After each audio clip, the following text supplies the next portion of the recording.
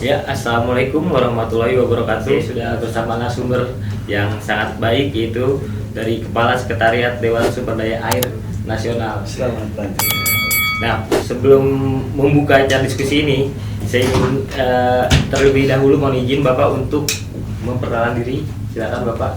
Saya Happy Mulya, Kepala Sekretariat Dewan Sumber Daya Air Nasional. Oke Pak, sebelum lebih lanjut nih Pak ke pertanyaan-pertanyaan nih Pak nih. Nah itu bagaimana sih Pak pandangan Bapak itu terkait sumber daya air nasional ini Pak? Terima kasih Mas ya. Iya. Air kita ketahui sebagai kebutuhan primer ya, dan esensi untuk seluruh makhluk hidup, baik manusia, hewan, tumbuhan. Semua memerlukan air. Tanpa air tentu kita binasa ya, atau punah. Kita ketahui juga bahwa di dalam tubuh kita manusia itu 80% mengandung air, ya. Selain sebagai sumber kehidupan, tentu juga air itu sangat menopang untuk perkembangan ekonomi suatu negara. Seperti sekarang kita Indonesia sedang melalui pemerintahan Pak Jokowi sebagai presiden telah begitu masif membangun infrastruktur termasuk infrastruktur sumber daya air.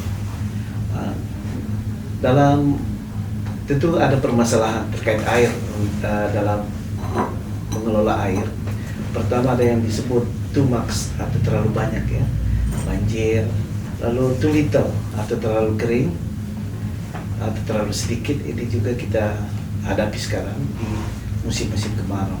Lalu too dirty atau terlalu kotor karena sumber-sumber air kita sudah banyak dicemari oleh limbah-limbah dan termasuk sampah-sampah. Permasalahan sumber daya air di Indonesia ada beberapa hal. Pertama, kita hadapi degradasi das, itu sangat besar juga karena terutama das-das di Pulau Jawa dan Bali itu debit maksimumnya per debit minimumnya sangat jomplang ya, besar sekali, di atas 200. Ini artinya dia sudah mulai sakit jantung kalau penyakit jantung, ya. Kemudian ada eksploitasi air tanah yang tidak terkendali seperti di DKI, Semarang, Bali, Pekalongan. Kemudian juga ada alih fungsi lahan yang begitu masif ya. Dari data KLHK terdapat hutan kritis di Indonesia itu 14 juta hektar. Lalu sedangkan kemampuan pemerintah untuk merehabilitasi lahan itu hanya 200.000 hektar per tahun. Itu dibutuhkan kurang lebih 70 tahun untuk memulihkan das kritis tadi, lahan kritis tadi ya. Ini dengan catatan kalau pohon-pohon yang kita tanam, rajin tanam, itu dia tumbuh dengan baik. Dengan catatan juga tidak dirusak lagi hutan yang lain ya. Nah, lalu ada alih fungsi lahan, ada tumpang tindih peran lembaga pengelolaan sumber daya air karena ada di tingkat pusat, ada Kementerian A, Kementerian B, Kementerian C yang mengelola air permukaan, air tanah dan wadah-wadah air lainnya.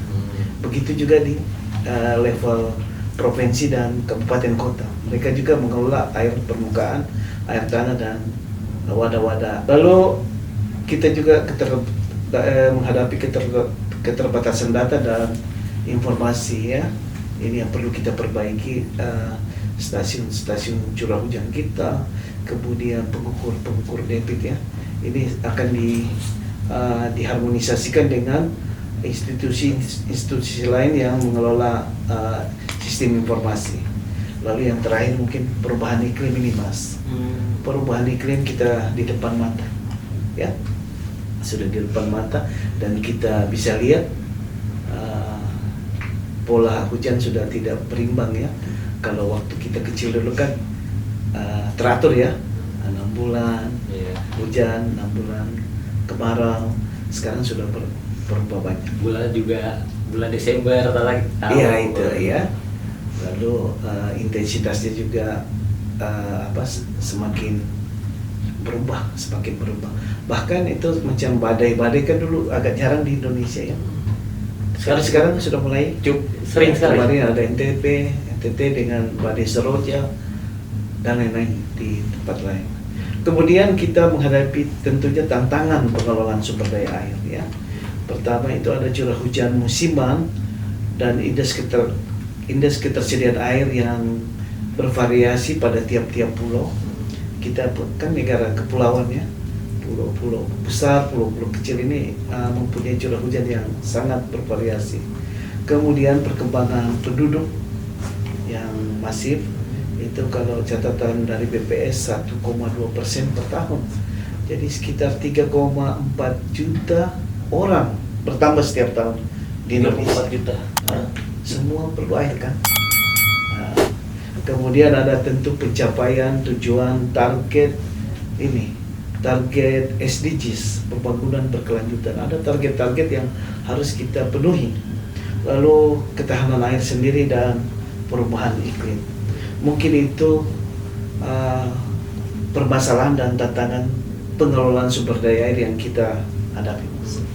Oke, cukup menarik Pak ya dari paparan Bapak tadi itu terkait tentang air sebagai penopang ekonomi bangsa juga Pak ya. Bukan cuma menarik, tapi ruwet. Oke Pak, lanjut Pak. Dari tadi kan saya lihat Bapak itu sudah memaparkan air kita juga sebagai penopang ekonomi bangsa, terus eksploitasi air juga sudah menjamur Pak ya di negara kita ini. Nah itu apakah ada arahan khusus sumber daya air nasional terhadap wadah koordinasi Dewan Sumber Daya Air Nasional ini Pak? Memang pada sidang pleno kedua Dewan Sumber Daya Air Nasional tahun 2022 pada tanggal berapa saya lupa, 30 Oktober kalau tidak salah ya, 2022, ada arahan khusus dari Menteri Koordinator Bidang Kemaritiman dan Investasi selaku Ketua Dewan Sumber Daya Air Nasional. Yang pertama itu pengelolaan sumber daya air harus dilakukan secara terpadu dengan melibatkan seluruh stakeholder. Karena kita ketahui bahwa ini memang lintas sektor, lintas wilayah dan lintas stakeholder. Kedua, perencanaan program kegiatan pengelolaan sumber daya air itu harus terintegrasi dari hulu ke hilir. Tentu di tengah juga dong. Masa dilewati tengah ya. Lalu yang ketiga, Dewan Sumber Daya Air Nasional sebagai wadah koordinasi pengelolaan sumber daya air di tingkat nasional. Dan yang terakhir, ini pesannya beliau, isu perubahan iklim perlu menjadi perhatian khusus badan, kira-kira begitu Mas. Oke siap Pak. Pak lanjut ke pertanyaan kedua Pak. Bagaimana sih menurut Bapak terkait efektivitas Dewan Sumber Daya Air Nasional dalam mengatasi permasalahan dalam pengelolaan sumber daya air selama ini Pak? Dalam Perpres 53 tahun 2020 tentang Dewan Sumber Daya Air itu ada tugas dari Dewan Sumber Daya Air Nasional ini adalah mengordinasikan pengelolaan sumber daya air pada tingkat nasional dengan ada 5 fungsi di situ. Pertama, koordinasi dalam perumusan kebijakan pengelolaan sumber daya air tingkat nasional. Lalu kedua, koordinasi dalam penyusunan rancangan penetapan wilayah sungai serta perubahannya. Yang ketiga, koordinasi dalam perumusan kebijakan pengelolaan sistem informasi hidrologi, hidroklimatologi dan hidrogeologi tingkat nasional. Dan yang keempat, koordinasi dan sinkronisasi dalam pemberian pertimbangan dan rekomendasi penanganan isu strategis bidang sumber daya air. Dan yang terakhir, koordinasi dengan wadah-wadah koordinasi seperti Dewan Sumber Daya Air Provinsi dengan yang lainnya tentunya seperti TKPSDA wilayah sungai. Jadi yang saya mau bicarakan di sini lebih banyak koordinasi ya. Kira-kira gitu Mas. Jadi Bapak sebutkan koordinasi Pak ya. Intinya artinya koordinasi. Iya. Nah ini pertanyaannya sejauh ini bagaimana sih koordinasi antar lembaga atau kementerian terkait dalam penyelesaian permasalahan sumber daya air Pak? Yang saya lihat selama rapat-rapat semua aktif ya. Memang di kementerian memang ada beberapa yang perlu ditingkatkan karena perwakilan yang mengikuti rapat-rapat itu sering berganti. Tetapi kemarin sudah ada arahan dari di poin 3 tadi, di arahan Pak Ketua ya, agar perlu peran aktif anggota dari unsur pemerintah dan non pemerintah semua dihimbau untuk aktif, dihimbau untuk meningkatkan kontribusinya dalam setiap penyusunan rekomendasi. Jadi menurut saya sudah bagus, mungkin perlu ditingkatkan aja ya. Perlu ditingkatkan lagi Pak ya? Ya, kalau perlu sampai puncak, semua koordinasinya bagus ya. Ada targetan tahunnya Pak? Hah? Ada targetan tahunnya? Kalau target, ya memang kalau target itu memang kita ada ya menunggu Pelpres Jaknas tadi. Itu Pak yang paling tinggi. Kemudian nanti ada apa? Kita menghitung indeks ketahanan air nasional, itu sudah dihitung ya. Sudah dihitung dan posisinya dia di skor berapa tuh? 3,8 ya. Ya, kita sudah di tingkat efektif dalam pengelolaan sumber daya air.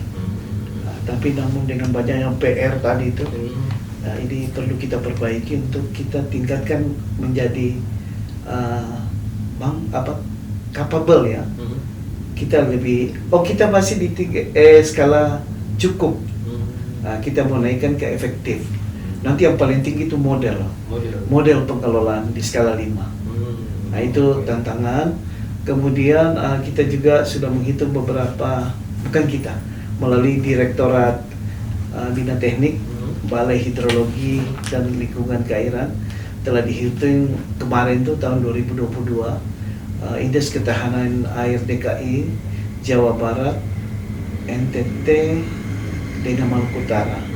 Tahun ini akan dimulai penghitungan indeks ketahanan air untuk Jambi, dari Istimewa Yogyakarta, Bali, Kalimantan Timur dan Maluku. Oke, siap Pak. Terus kebijakan apa sih Pak yang sedang dipersiapkan Dewan Sumber Daya Air ini agar hasilnya apa ya namanya berdampak luas lah Pak? Kebijakan kan di Dewan ini kan tusinya membuat rekomendasi ya pengelolaan sumber daya air. Semua isu-isu strategis baik tingkat nasional maupun regional itu dibahas di Dewan Sumber Daya Air Nasional. Jadi kalau dibilang manfaatnya untuk masyarakat ya pasti ya, asal diikuti oleh semua KL maupun badan, dan terutama di sini pemerintah provinsi dan kabupaten kota, karena yang wilayah yang selalu berubah drastis kan itu di provinsi kabupaten kota ya. Itu yang paling susah dikendalikan karena mereka juga kan perlu meningkatkan PAD-nya ya. Jadi dulu mungkin kawasan lindung, dia berubah menjadi kawasan budidaya. Apalagi banyak kemarin itu ada beberapa provinsi harus berkembang lagi, kabupaten kota dia mekar ya. Jadi dulu mungkin kawasan konservasi atau kawasan lindung dia berubah menjadi kawasan budidaya atau kawasan pendayagunaan sumber daya air. Ini yang perlu dilihat kembali tata ruang. Tata ruangnya lagi Pak ya. Tadi Bapak sebutkan agak susah tuh yang di daerah-daerah apa ya? Itu yang perlu ini ya. Nah, itu ada nggak sih Pak terobosan Pak? Ya memang. Biar lebih efektif lagi Pak daerah itu. Ya kalau saya sih ya memang karena kita kan mengelola air ini dari hulu ke hilir, lintas sektor, lintas wilayah ya. Ya koordinasi yang itu termasuk regulasinya perlu mungkin harus ada, kalau yang disharmonis belum harmonis ya. Karena kan beberapa undang-undang tentang air dengan sektor lainnya ini ada yang bertentangan. Ini yang harus diharmonisasikan. Oke, siap. Regulasi harus diharmonisasikan ya Pak ya. Oke, siap. Pak, lanjut Pak ke pertanyaan terakhir nih Pak, sebelum kita tutup acara nih Pak. Pengelolaan sumber daya air seperti apa sih Pak menurut Bapak ke depannya yang diharapkan lebih tepat sasaran untuk dirasakan masyarakat nih Pak, biar masyarakat juga merasakan semuanya gitu Pak. Ya, dengan permasalahan dan tantangan tadi, tentunya yang perlu kita perbaiki ya. Karena kita kan punya ada dulu namanya One River, One Plan, One Integrated Management. Satu sungai, satu perencanaan dan satu pengelolaan yang terpadu di dalam satu sungai. Ini yang memang tahun 2000-an ya, itu gencar. Tapi sepertinya belum begitu bagus jalannya ya. Nah, ini yang perlu kita secara bersama-sama, baik kementerian, lingkungan badan, pemerintah daerah, pemerintah kabupaten kota, termasuk masyarakat di dalamnya, dan dunia usaha tentunya, kita mulai sekarang membumikan integrated water management atau yang dikenal pengelolaan sumber daya air terpadu.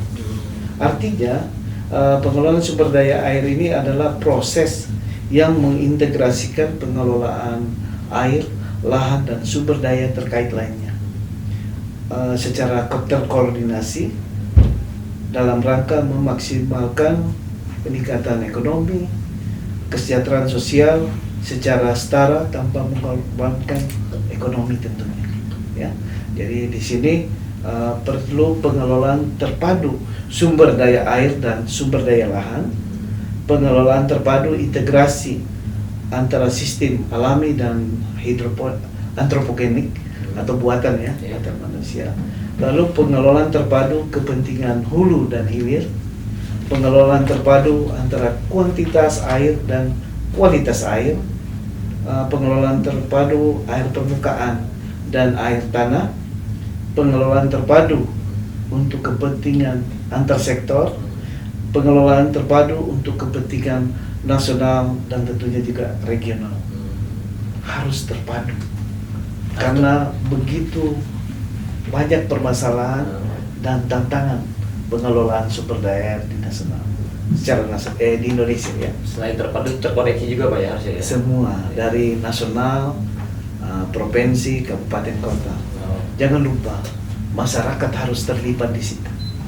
Apalagi dunia usaha sudah mereka mulai investasi untuk pengembangan industri dan lain-lainnya. Harus ada, jangan mereka cuma membangun, tapi sama-sama kita menjaga lingkungan untuk air. Oke Pak, untuk mengakhiri diskusi kita kali Pak, terima kasih sudah hadir dalam diskusi kali ini Pak. Terakhir aja Pak, untuk mengakhiri diskusi ini, apa saran Bapak itu buat masyarakat tuh Pak, supaya masyarakat itu terbangun jiwanya untuk ayo kita sama-sama kita kelola air dengan pemerintah gitu Pak. Cuma satu pesan, air terjaga, negara sejahtera. Oke, siap. Baik Bapak, terima kasih Pak Happy sudah hadir dalam diskusi ini, dan dari cukup unik dan menarik sekali diskusinya, dan semoga bermanfaat juga ilmunya buat masyarakat. Sekali lagi terima kasih. Wassalamualaikum warahmatullahi wabarakatuh.